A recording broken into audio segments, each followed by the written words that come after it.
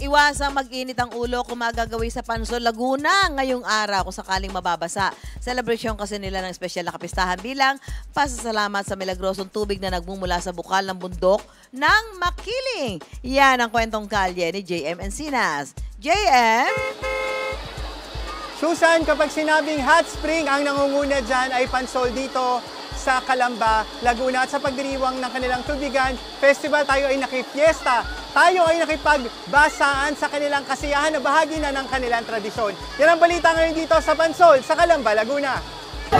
Ngayong taon, ang Tubigan Festival ng Barangay Pansol sa Calamba, Laguna, level up ang selebrasyon, sinimulan sa basaan sa kalye. Ang kahabaan ng kalye ng Purok 2 na puno ng mga taong nakisaya at nakibasa. Kahit ang mga sasakyang dumaraan, nakaisa rin sa selebrasyon. Ang Pansol ang tinaguriang hot spring capital ng bansa. At ang kanilang kapistahan, mahigit isang dekada nang ipinagdiriwang.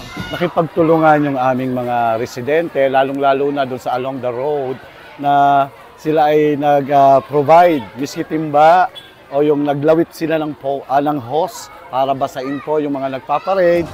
Ngayon din ang kanilang fiesta sa ilog na ginaganap sa Ilog ng Sala. Ang tubig na dumadaloy sa ilog ay nagmumula sa bukal ng bundok ng Makiling. At para mas maging makulay ang kapistahan, dapat ang mga maliligo nakasuot ng neon get-up.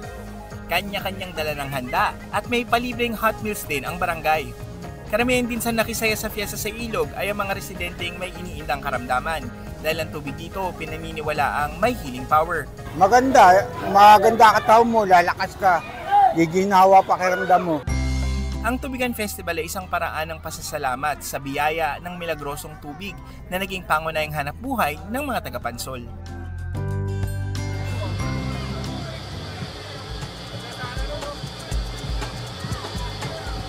Live mula dito sa Pansol, Calamba, Laguna, ako si JM Encinas at yan ang kwentong kalyeng dapat alam mo. Susan, happy weekend! Happy weekend, JM. Maraming salamat. JM Encinas.